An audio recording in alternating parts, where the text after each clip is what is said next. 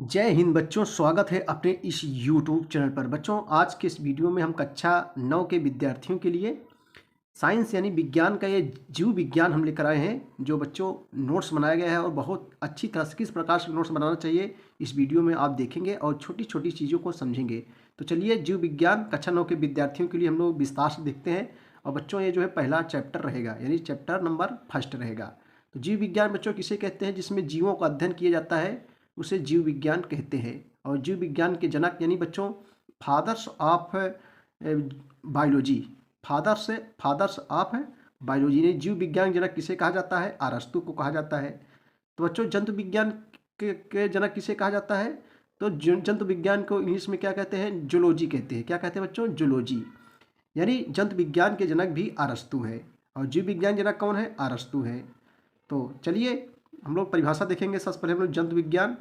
देखो बच्चों, विज्ञान की वह शाखा जिसके अंतर्गत सूक्ष्म माने जो होता है, जो छोटे होते हैं, सूक्ष्म जीवों से लेकर विशालकाय जीव जंतुओं के बारे में जो है अध्ययन किया जाता है, उसे जो है क्या कहते हैं बच्चों? उसे जो है जंतु विज्ञान कहते हैं।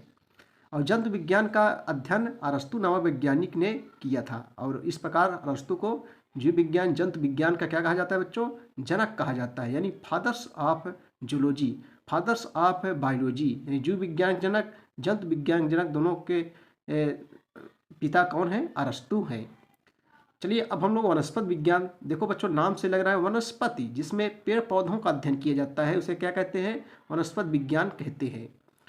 तो आइए देखते हैं। देखो, विज्ञान की वह शाखा जिसके अंतर्गत सूक्ष्म पेड़ पौधों से लेकर विशालकाय, यानी विशाल माने बहुत बड़े, विशालकाय पेड़ पौधों का अध्ययन करना जो है क्या कहलाता है? वनस्पति विज्ञान कहलाता है। अध्ययन करना ही वनस्पति विज्ञान कहते हैं। वनस्पति विज्ञान का अध्ययन थियोपेटस नामक वैज्ञानिक ने किया था, इसलिए थियोफ्रेटस को जो है वनस्पति विज्ञान का जनक कहा जाता है। वनस्पति विज्ञान को इंग्लिश में क्या कहते हैं बच्चों? बॉटनी कहते हैं, यानी फादर्स ऑफ बॉटनी। वनस्पति विज्ञान के जनक किसे कहा जाता है? थियोफ्रेटस को कहा जाता है, जिसमें बच्चों पेड़ पौधों का अध्ययन किया जाता है। वनस्पतियाँ, पेड़ पौधे। चलिए आगे देखेंगे। देखो, ये नोट्स बनाया गया है कक्षा 9 के और जांचा भी गया है बच्चों। तो लेसन 1, जीवन की मौलिक इकाई। देखो, जीवन की मौलिक इकाई, ये कक्षा 9 के विद्यार्थी NCERT है। पहले चैप्टर का नाम है बच्चों लेसन 1, जीवन की मौलिक इकाई। मौलिक मीन्स होता है वास्तविक इकाई। जीवन की वास्तविक इकाई क्या है? तो सबसे पहले बच्चों, जीवन की मौलिक इकाई में सबसे पहले हम लोग देखेंगे कोशिका, जिसको इंग्लिश में सेल बोलते हैं। देखो, कोशिका जीवों की मूलभूत इकाई है। मूलभूत यानी वास्तविक इकाई है, जिससे जो है जीवों का विकास वृद्धि होता है। कोशिका की परिभाषा। देखो, कोशिका छोटे छिद्रों से मिलकर बनी आकृति कोशिका कहलाती है। और कोशिका का अध्ययन जो है 1665 ईस्वी में रॉबर्ट हुक नामक वैज्ञानिक ने किया था। बच्चों देखो, जैसे एक घर होता है, छोटे छोटे ईंटों से, एक एक ईंट से एक घर का निर्माण होता है, उसी प्रकार से किसी भी जीव का एक छोटे छोटे इकाइयों से एक निर्माण होता है, पूरे शरीर का निर्माण होता है। तो बच्चों, कोशिका छोटे छिद्रों से मिलकर बनी आकृति कोशिका कहलाती है। कोशिका का अध्ययन 1665 में, देखो थोड़ा हाईलाइट कर दे रहे हैं, 1665 में रॉबर्ट हुक नामक वैज्ञानिक ने किया था इसकी खोज, कोशिका की खोज। और जीवित कोशिका का अध्ययन जो है एंटोनियो वान लेeuwenhoek ने सन जो है 1674, देखो यहाँ छोटा सा लिखा गया है, 1674 ईस्वी में जीवित कोशिका के कार्य में जो है किया गया है। अब हेड डाले हम लोग कोशिका का सिद्धांत। देखो, मैथियास स्लाइडेन एवं स्वान नामक वैज्ञानिक ने किया। कोशिका सिद्धांत किसने किया? मैथियास स्लाइडेन एवं स्वान नामक वैज्ञानिक ने किया। इस सिद्धांत को आगे बढ़ाने के लिए सफल वैज्ञानिक विर्चो ईस्वी में 1855 ईस्वी में पादप कोशिकाओं के विकास के बारे में बताया। प्रकाश संयुक्त सूक्ष्मदर्शी, इस सूक्ष्मदर्शी का अध्ययन नाल एवं रुस्का नामक वैज्ञानिक सबसे पहले सूक्ष्मदर्शी का अध्ययन किया और इसे बड़े बड़े प्रयोगशाला एवं स्कूल में लगाया गया। सूक्ष्मदर्शी की परिभाषा। देखो, सूक्ष्मदर्शी एक ऐसा तकनीक है बच्चों जिसके द्वारा वस्तुओं को 300 से 1500 गुना भारी करके बड़ा करके देख सकते हैं। ठीक है, देख सकते हैं। और सूक्ष्मदर्शी की संरचना देखो बच्चों, सूक्ष्मदर्शी की संरचना कैसे होती है आप लोग देख लीजिए, बहुत बढ़िया से बनाया गया है। आप थोड़ा हाइट देखो, सूक्ष्म पेंसिल से बनाया गया है। ये नेत्रिका है, स्थूल समंजन है, सूक्ष्म स्थूल में छोटा, सूक्ष्म माने सूक्ष्म समंजन है, स्थूल में बड़ा होता है, सूक्ष्म में छोटा। उसके बाद में देखो दर्पण है, आधार है, अभिदृशक है, उसके बाद में है नसिका भाग है, उसके बाद यहाँ देखो नलिका है। ये चित्र बनाया गया है सूक्ष्मदर्शी का, आप लोग देख सकते हो। चलिए अब हम लोग आगे देखेंगे बच्चों। कोशिका के संख्या के आधार पर जीवों को निम्न 2 भागों में बांटा गया है। नंबर है एक कोशिकीय जीव। इस कोशिकीय जीव के अंतर्गत क्या, जैसे अमीबा हो गया, पैरामीशियम हो गया, नीलहरित शैवाल, ये सब एक कोशिकीय जीव के अंतर्गत आते हैं। अब एक कोशिकीय की हम लोग जो है परिभाषा देखेंगे बच्चों। जिस जीव का शरीर एक कोशिका का बना होता है उसे जो है एक कोशिकीय जीव कहते हैं। जैसे अमीबा हो गया, पैरामीशियम हो गया, नीलहरित शैवाल हो गया, यूग्लिना हो गया, ये सब बच्चों एक कोशिकीय जीव के अंतर्गत आते हैं। अब हम लोग दूसरा देखेंगे जो है बहुकोशिकीय जीव। बहुकोशिकीय जीव किसे कहते हैं, जैसे नाम से लग रहा है जिसमें बहुत सी कोशिकाएं पाई जाती हैं। जिस जीव का शरीर एक या एक से अधिक कोशिका से बना होता है उसे जो है बहुकोशिकीय जीव कहते हैं। जैसे बच्चों मनुष्य, मनुष्य जो है बहुत सी कोशिकाओं से बना है। मनुष्य, उच्च जीव, बकरी, कुत्ता आदि, ठीक है, ये सब जो है बहुकोशिकीय जीव के अंतर्गत आते हैं। नोट में देखेंगे, मनुष्य के शरीर में कोशिका लगभग 10 खरब, 10 की घात 14, 10 खरब जो है होती हैं। अब देखो बच्चों अंतर हम लोग देखेंगे, एक कोशिकीय जीव और बहुकोशिकीय जीव में अंतर। एक कोशिकीय जीव किसे कहते हैं, बहुकोशिकीय जीव। देखो इसका शरीर जो है एक कोशिका का बना होता है। इनके छत जो है नुकसान होने से जीव की मृत्यु जो है हो जाती है, जीव की मृत्यु हो जाती है। कोशिका के मृत्यु हो जाने से अब देखो इनका शरीर अनेक कोशिकाओं से मिलकर बना होता है। इनकी एक कोशिका की मृत्यु होने पर किसी प्रकार का प्रभाव नहीं पड़ता है, जबकि मृत्यु हो जाने से जीव द्रव्य विभाजन करना, नंबर 2 जीव द्रव्य विभाजन करना प्रारंभ कर देता है।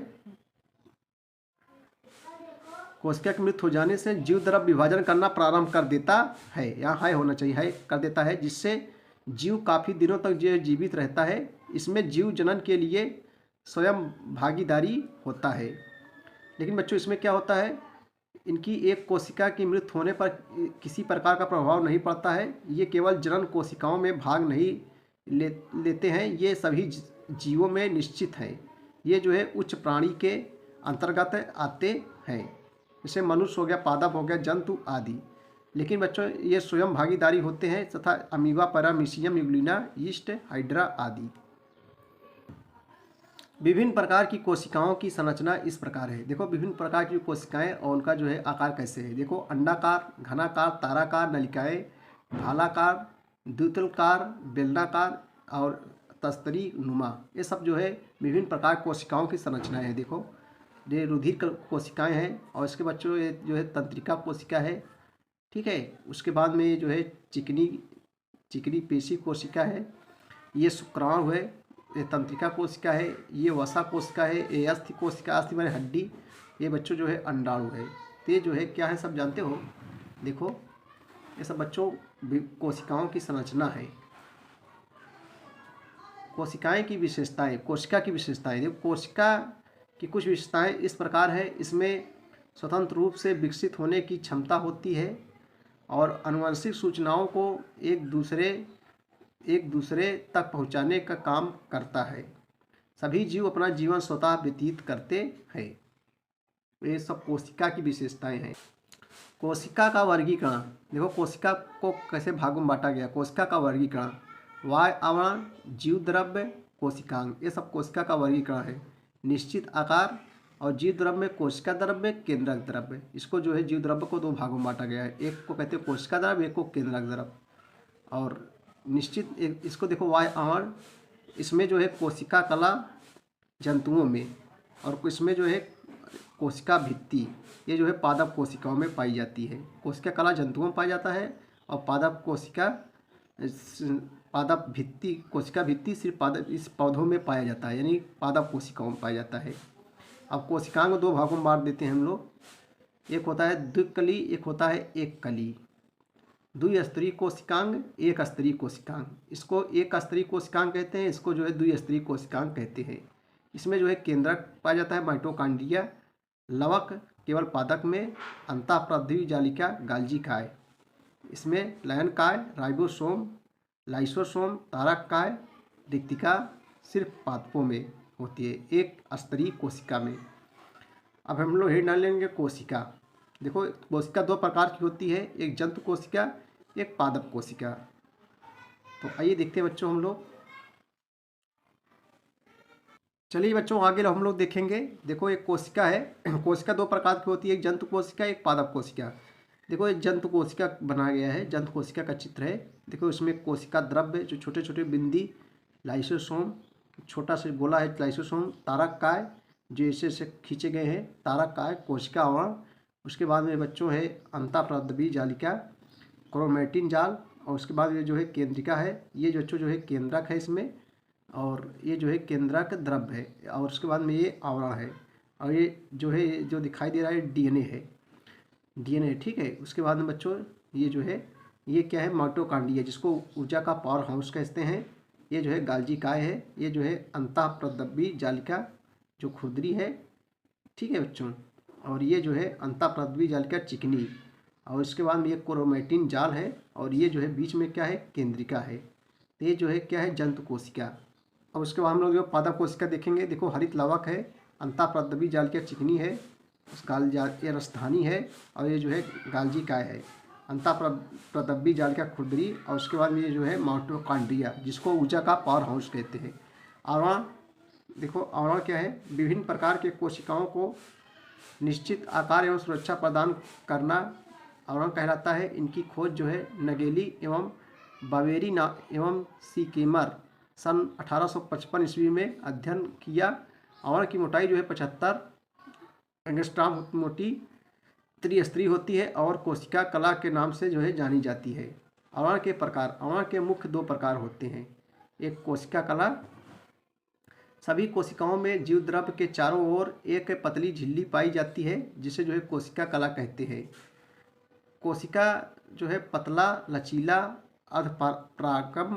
अर्धपारगम में झिल्ली का जो है बना होता है। नोट देखेंगे कोशिका कला में पुनर्भवन की जो है क्रिया पाई जाती है। कोशिका कला के कार्य, इनके कार्य जो है निम्न होते हैं। या कोशिका को जो है निश्चित आकार देता है, या जो है कोशिका को सुरक्षा प्रदान करता है, कोशिका में पदार्थों का परिवहन को जो है नियंत्रित करता है। अब हिंड हम लोग कोशिका भित्ति। ये पादप कोशिका के चारों ओर कठोर मृत्यु सेलुलोज का जो है बना आवरण है, जिसे जो है कोशिका भित्ति कहते हैं। कोशिका में पादप के आंतरिक एवं बाह्य आवरण को निश्चित आकार प्रदान करता है। कोशिका भित्ति के निम्न 3 भाग होते हैं, मध्य पटलिकाएं, प्राथमिक कोशिका भित्ति, और नंबर 2 द्वितीयक कोशिका भित्ति। अब देखो मध्य पटलिकाएं, प्राथमिक कोशिका, द्वितीयक कोशिका, ये 3 प्रकार के हो गए। उसके बाद में खोज रॉबर्ट कोशिका भित्ति, मध्य पटलिकाएं, प्राथमिक कोशिका भित्ति, द्वितीयक कोशिकाएं। निर्माण सेलुलोज 30% और हेमिसेलुलोज 53%, वसा 7%, प्रोटीन प्रोटीन लैक्टिन अम्ल 5%। उसके बाद निर्माण प्रोटीन लैक्टिन अम्ल लिग्निन